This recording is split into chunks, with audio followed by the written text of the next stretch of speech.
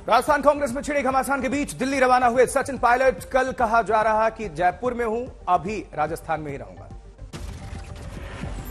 दिल्ली आकर सोनिया गांधी से मिल सकते हैं सचिन पायलट। कल बोले थे पायलट, आलाकमान के फैसले के बाद करूंगा कोई निर्णय। वही कांग्रेस अध्यक्ष पद पर अशोक गहलोत के नामांकन को लेकर अब भी सस्पेंस की स्थिति है। पर्चा भरेंगे या नहीं, यह अभी तक स्पष्ट नहीं है। कांग्रेस निर्वाचन अधिकारी मधुसूदन मिस्त्री का बड़ा बयान। कहा, अशोक गहलोत नामांकन करेंगे या नहीं, इसकी जानकारी नहीं। 30 सितंबर को सुबह 11 बजे कांग्रेस अध्यक्ष पद के लिए नामांकन करेंगे शशि थरूर, मधुसूदन मिस्त्री ने जानकारी दी।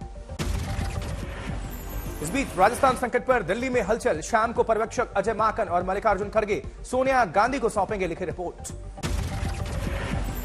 सोमवार को जयपुर से दिल्ली पहुंचे पर्यवेक्षक खड़गे और माकन सोनिया गांधी को दी मौखिक जानकारी। इस बीच सोनिया से मुलाकात के बाद अजय माकन बोले, गहलोत समर्थक विधायकों ने तोड़ा पार्टी का अनुशासन। लिखित रिपोर्ट के बाद कांग्रेस आलाकमान राजस्थान को लेकर कर सकता है बड़ा फैसला, कुछ विधायकों पर कार्रवाई संभव। पार्टी नेता महेश जोशी और शांति धारीवाल के खिलाफ कांग्रेस कर सकती है कार्रवाई। सूत्रों के मुताबिक 30 सितंबर तक यथास्थिति बनी रहेगी। गहलोत गुट का बयान, हम सोनिया गांधी के सिपाही लेकिन मंजूर नहीं गद्दार को पुरस्कार। सूत्रों के मुताबिक गांधी परिवार से मिलेंगे गहलोत और विवादों को लेकर करेंगे बात। सूत्रों का दावा, राजस्थान में सियासी संकट के बीच अशोक गहलोत अध्यक्ष पद की रेस से बाहर, आलाकमान गहलोत से नाराज। कांग्रेस अध्यक्ष पद के दावेदारों में केसी वेणुगोपाल, मुकुल वासनिक, मल्लिकार्जुन खड़गे और दिग्विजय सिंह का नाम भी सामने आया। अजय माकन, वेणुगोपाल और कुछ वरिष्ठ नेताओं के साथ राहुल गांधी ने किया राजस्थान पर मंथन। केरल से दिल्ली पहुंचे वेणुगोपाल ने भी की सोनिया गांधी से मुलाकात। आज तक से बोले प्रताप सिंह खाचरियावास, बगावत आलाकमान के खिलाफ नहीं, बीजेपी पर सरकार को अस्थिर करने का आरोप लगाया। गहलोत कैंप के शांति धारीवाल ने अजय माकन पर लगाया बड़ा आरोप। कहा, पायलट के लिए कर रहे थे प्रचार। सचिन पायलट पर भी शांति धारीवाल ने बोला, हमला का गद्दारी करने वाले को पुरस्कार बर्दाश्त नहीं। गद्दारी करने वाले लोग थे जो मानेसर में इकट्ठे हो गए थे और जो सरकार गिराना चाहते थे, जिन्होंने ये स्टेटमेंट दिया था, chief minister, deputy chief minister होते हुए प्रदेश कांग्रेस। वही गहलोत के करीबी शांति धारीवाल ने कहा, विधायक हमारे पास आकर जता रहे हैं अपनी चिंता। जबकि इस्तीफा देने वाले गहलोत कैंप के विधायक जितेंद्र सिंह के बदले सुर। कहा, मैं आलाकमान के साथ, इस्तीफे का काम गलत। ये इन्होंने त्यागपत्र जो पॉलिसी अख्तियार की है, मैं उससे सहमत नहीं। सियासी संकट के बीच जयपुर में पोलो मैच देखने पहुंचे गहलोत कैंप के विधायक और मंत्री स्पीकर सीपी जोशी भी रहे मौजूद। गहलोत सरकार के खेल मंत्री अशोक चंदाना बोले, पोलो खेलना हमारी निजी जिंदगी का हिस्सा, सियासत से कोई लेना देना नहीं। वहीं ताजा सियासी संकट पर राजस्थान के राज्यपाल कलराज मिश्रा का बयान। का पार्टी विशेष के लोग ही निकालेंगे समाधान, मेरी भूमिका नहीं। राजस्थान विवाद पर दिग्विजय सिंह खामोश। कहा, ऑब्जर्वर्स ही इस बारे में बताएंगे। कांग्रेस अध्यक्ष का चुनाव लड़ने पर बोले, कई मित्र कहते तो हैं लेकिन इस बारे में 30 सितंबर तक इंतजार करें। आज भी गृह मंत्री अमित शाह का तो मैं समझता हूं कि राजस्थान के प्रभारी महामंत्री और केंद्रीय नेतृत्व ही इसमें कोई निर्णय ले पाएगा। आज भी गृह मंत्री अमित शाह का गुजरात दौरा, गांधीनगर में किसानों के साथ करेंगे संवाद।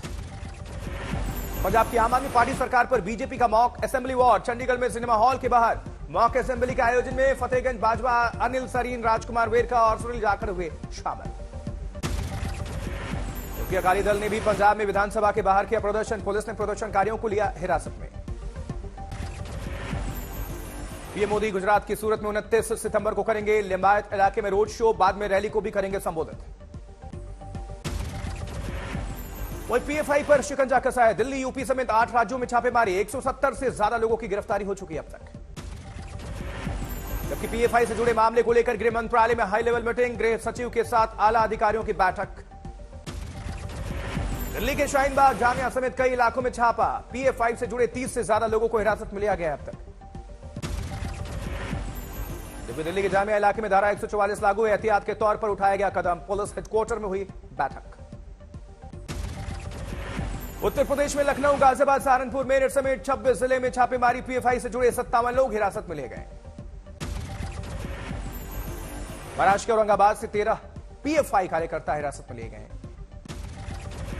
जबकि कर्नाटक में पीएफआई से जुड़े 75 से ज्यादा लोग पकड़े गए हैं। कोलार से 6 गिरफ्तार। हुबली और रायचूर से 2-2 पीएफआई कार्यकर्ताओं की गिरफ्तारी हुई है। जबकि कलबुर्गी से पीएफआई का मीडिया कोऑर्डिनेटर अरेस्ट हुआ है। इस बीच कर्नाटक के बीदर से पीएफआई का जिला अध्यक्ष अब्दुल करीम और एसडीपीआई सेक्रेटरी मुश्ताक भी अरेस्ट हुआ है। बागलकोट से 6, बेल्लारी से 4, चामराजनगर से 2 पीएफआई कार्यकर्ता गिरफ्तार। असम के नागरबेरा से 7 पीएफआई कार्यकर्ताओं की गिरफ्तारी पहले हुई थी। 11 लोगों की गिरफ्तारी।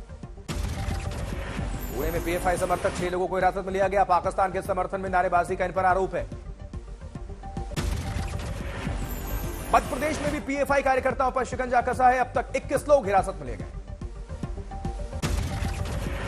नवसारी के अब्दुल कादिर सैयद गिरफ्तार हुए। एनआईए और एटीएस की टीम ने किया अरेस्ट। जल्दी पीएफआई को सरकार कर सकती है बैन। संगठन की हर गतिविधि पर जांच एजेंसियों की पैनी नजर। गुड़गांव में सुरक्षा बलों को बड़ी कामयाबी। ऑपरेशन में मारा गया एक आतंकी। एनकाउंटर के दौरान 1 जवान और 2 नागरिक जख्मी हैं। मारे गए जैश आतंकी की पहचान पाकिस्तान के रूप में कई हथियार भी जब्त हुए। इससे 2024 के लोकसभा चुनाव तक जेपी नड्डा बने रह सकते हैं बीजेपी अध्यक्ष। उन्हें एक्सटेंशन देने की तैयारी में पार्टी।